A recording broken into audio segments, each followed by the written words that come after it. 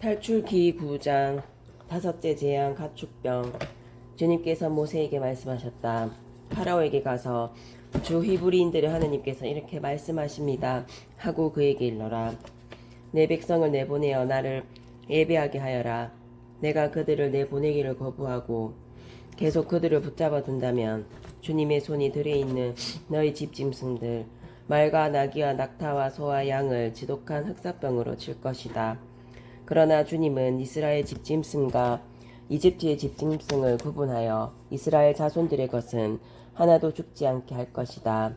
그리고 주님께서는 주님이 내일 이 땅에서 이 일을 이룰 것이다 하시며 때를 정하셨다. 이튿날 주님께서 이 말씀대로 하셨다. 이집트의 집짐승들은 모두 죽고 이스라엘 자손들의 집짐승들은 한 마리도 죽지 않았다. 파라오는 사람을 보내어 이스라엘의 집 짐승은 한 마리도 죽지 않은 것을 확인하였다. 그러나 파라오는 마음이 완강해져 백성을 내보내지 않았다. 여섯째 재앙 종기. 주님께서 모세와 아론에게 말씀하셨다. 너희는 가마에 있는 그 흐름을 두 손 가득히 쥐어라. 그리고 모세가 그것을 파라오 앞에서 공중으로 뿌려라. 그리하여 그것이 먼지가 되어 이집트 온 땅에 퍼져나가 이집트 온 땅에 있는 사람과 짐승에게 재앙을 일으키는 종기가 되게 하여라. 그들은 가마에 있는 그름을 쥐고 파라오 앞에 섰다. 모세가 그것을 공중으로 뿌리니 사람과 짐승에게 재앙을 일으키는 종기가 되었다. 요술사들과 모든 이집트인에게 종기가 생겨 요술사들도 종기 때문에 모세 앞에서 서 있을 수가 없었다. 그러나 주님께서 파라오의 마음을 완고하게 하셨으므로 그는 그들의 말을 듣지 않았다. 주님께서 모세에게 말씀하신 대로였다. 일곱째 재앙 우박. 주님께서 모세에게 말씀하셨다. 너는 아침 일찍 일어나 파라오 앞에 나서서 주 히브리인들의 하느님께서 이렇게 말씀하십니다 하고 그렇게 말하여라. 내 백성을 내보내어 나를 예배하게 하여라. 이번에는 내가 온갖 재앙을 너 자신과 너의 신하들과 백성들에게 내려 온 세상에 나와 같은 신이 없음을 내가 알게 하겠다. 진작 나는 손을 내뻗어 너와 너의 백성을 흑사병으로 쳐서 내가 이 세상에서 사라지게 해버릴 수도 있었다. 그렇지만 나는 까닭이 있어 너를 살려두었다. 너에게 내 능력을 보이고 온 세상에 내 이름을 떨치게 하려는 것이다. 그런데 너는 계속 내 백성을 거만하게 대하면서 그들을 내보내려 하지 않는다.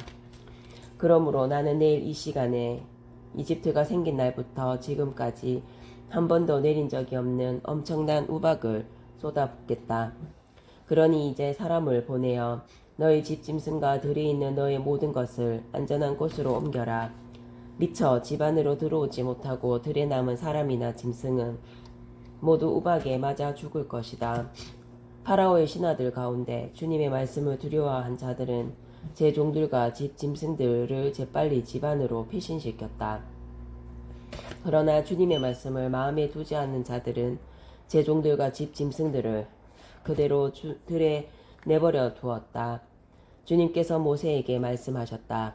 내 손을 하늘로 뻗어라. 그리하여 우박이 이집트 땅에 있는 사람과 짐승과 모든 풀 위에 내리게 하여라. 모세가 지팡이를 하늘로 뻗자 주님께서 우레와 함께 우박을 내리셨다. 번갯불이 땅으로 떨어졌다. 주님께서 이집트 땅에 우박을 쏟으셨다. 번갯불이 잇따라 번쩍이면서 우박이 내렸다. 이처럼 엄청난 우박은 이집트의 나라가 선 뒤로 이집트 온 땅에 한 번도 내린 적이 없었다. 이렇게 우박이 이집트 온 땅에서 사람을 비롯하여 짐승에 이르기까지 들에 있는 모든 것을 쳤다. 들의 풀도 모조리 치고 들의 나무도 모조리 부러뜨렸다. 그러나 이스라엘 자손들이 사는 고센 땅에만은 우박이 내리지 않았다. 파라오는 사람을 보내어 모세와 아론을 불러다 말하였다. 이번에는 내가 죄를 지었다. 주님께서는 오르시고 나와 내 백성은 그르다. 주님께 기도해다오. 우레와 우박이 너무 심하구나. 내가 너희를 내보내겠다. 더 이상 여기에 머무르지 않아도 된다. 그러자 모세가 그에게 말하였다. 제가 성읍을 나서는 대로 주님께 제 손을 펼치겠습니다. 그러면 우레가 멎고 우박이 더 이상 내리지 않을 것입니다. 이는 세상이 주님께 속한다는 것을 임금님께서 아시게 하려는 것입니다. 그래도 임금님과 임금님의 신하들이 아직 주 하느님을 두려워하지 않으실 줄을 저는 알고 있습니다. 마침 보리는 이삭이 패고 아마는 꽃이 피어 있었으므로 아마와 보리는 못쓰게 되고 말았다.